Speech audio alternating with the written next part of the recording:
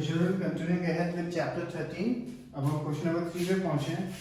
आप रियलाइज करेंगे as we start discussing these questions are very simple. इनका formula decide करना is also very simple because simple volume ही निकालना है. But calculation is another story. Calculation करने में आपको टाइम लगेगा.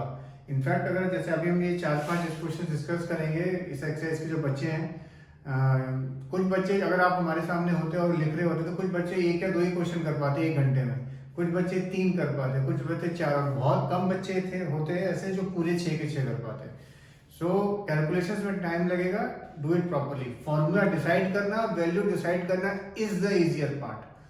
और कैलकुलेशन में आपको जो आप 6, 7, 8 से करते आ रहे हैं, मल्टीप्लिकेशन, एडिशन, डिवीजन, वही सब है. ठीक है, तो वो ध्यान से करना है. आइडिया इज ऑफ कोर्स कि कैलकुलेशन कितनी कम से कम हम कर पाए, that should be your goal. ठीक है, इन द सेंस कि not I am not say using calculator, using some tricks. For example जैसे इसमें एक क्वेश्चन है, थर्ड क्वेश्चन जो हम देख रहे हैं अभी. A gulab jamun contains sugar syrup up to 30% of its volume. Find approximately how much syrup would be found in 45 gulab jamuns, each shaped like a cylinder with 2 hemispherical ends with length 5 cm and diameter 2.8 cm. Basically हमें syrup निकालना है कि कितना syrup होगा हमें. पहले तो एक गुलाब जामुन का अगर आप वॉल्यूम निकालेंगे इनटू कितने गुलाब जामुन है 45, और कितना परसेंटेज है सिरप उसमें 30%. 30% आप ऐसे रिप्रेजेंट करेंगे. सो यही जैसे मैं कह रहा था, जैसे गुलाब जामुन का वॉल्यूम निकालेंगे अगर फ्रैक्शन में आता है उसको फ्रैक्शन में रहने देना, बिकॉज जब आगे मल्टीप्लिकेशन होगा तो कई बार वो चीजें कट होंगी तो कैलकुलेशन आपकी इजी हो जाएगी. लास्ट स्टेप जो आपको देखना है इस क्वेश्चन में ऑफ कोर्स कि गुलाब जामुन का वॉल्यूम क्या होगा. बहुत सिंपल है. दो हेमिस्फीयर का volume 2 into 2/3 pi r cube या 4 pi r cube and plus cylinder का पाई आर स्क्वायर एच. आप चाहें तो अब पाई आर स्क्वायर कॉमन निकालना चाहें तो निकाल सकते हैं, वो आपकी मर्जी है. नहीं, what ever you wish you can finish the calculation. ये निकाल के इंटू 45 इंटू 30/100 करना है आपको.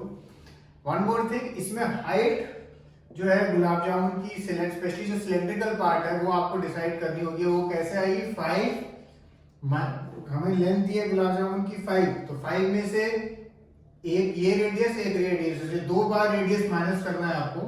ठीक है, तो 2 रेडियस आप माइनस करेंगे या ठीक है, इतना और इतना है हेमिस्फीयर का, तो वो आपकी हाइट निकलेगी. वो किस लिए यूज होगा? ये सिलेंडर वाले फॉर्म में. ओके, तो ये एक क्वेश्चन है. क्वेश्चन नंबर 4 तो और भी सिंपल है. A pen stand is made up of wood in the shape of a cuboid with 4 conical depressions to hold pens. The dimension of the cuboid दी हुई है, तो उससे आप इजीली क्यूबॉइड का वॉल्यूम निकाल सकते हैं, L into B into H.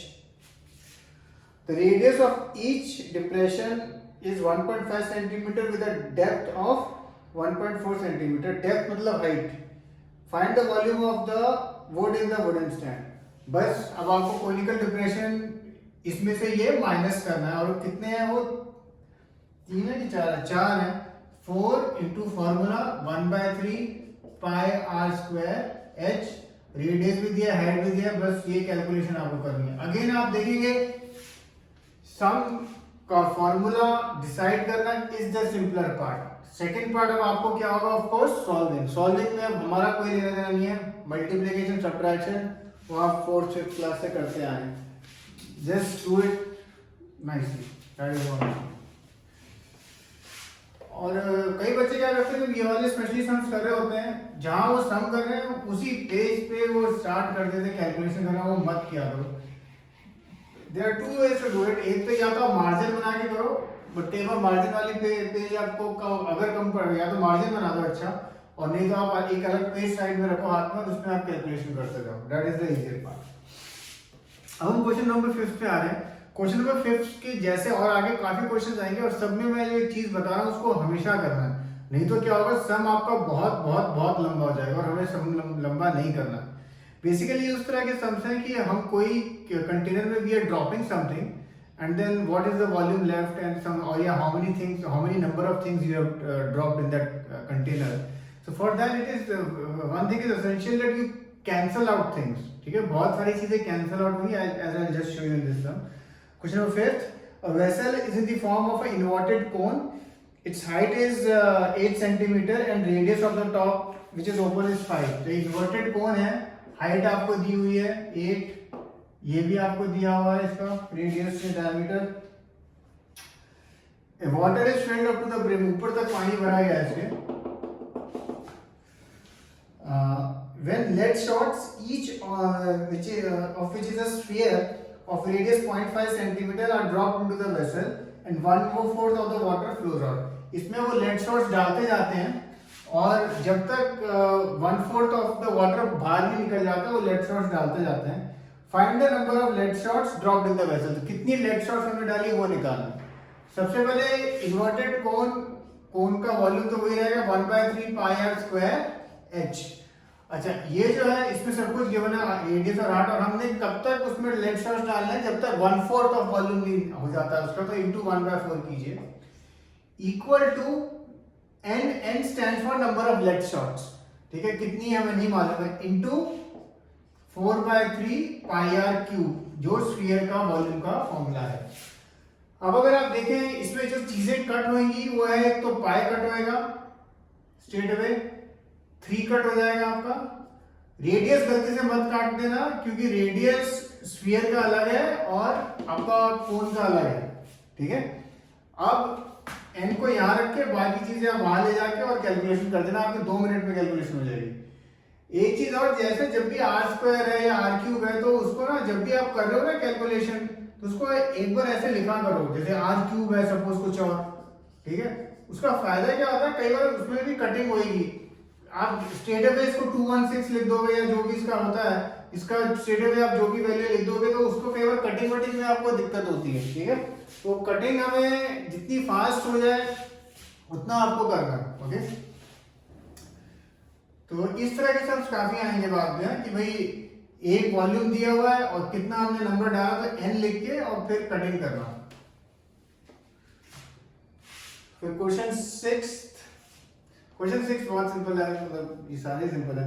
A solid iron core consists of a cylinder of height this, base this, which is surmounted by another cylinder of height this and radius this. Find the mass of the core given 1 centimeter cube has 8 ग्राम मास।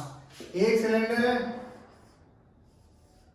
उसके ऊपर एक और cylinder लगा दिया उन्होंने और तुम्हें बस सॉलिड का वॉल्यूम निकालना है, volume of one cylinder plus volume of second cylinder. अच्छा, मास निकालना, मास उसने बोला 8 ग्राम, तो इनटू 8 कर देना बस, ठीक है। Pi r square h plus pi r 1 square h plus pi r 2 square h और ब्रैकेट लगा के इनटू 8। आंसर ग्राम में निकालो, केजी में निकालो, does not matter because question नहीं बोला किसमें निकालना, so that is your wish. Pi जो बोला वो यूज करना, नहीं तो आंसर पीछे से मैच नहीं होगा, व्हिच इज 3.14। क्वेश्चन 7 तक ऑलरेडी कर चुके हैं, वो उस दिन का एग्जांपल जैसे क्वेश्चन है सेम, बस टॉय का वो अलग है, डायमेंशंस और shape. A solid consisting of a right circular cone of height 120 centimetre and radius 60 centimetre standing on a hemisphere of radius 60 centimetre. एक राइट सर्कुलर कोन है and it is standing on a hemisphere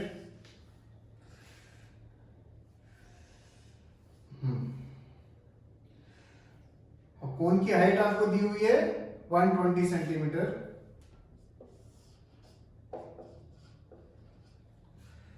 and radius आपको दिया है 60, radius भी दिया हुआ है आपको।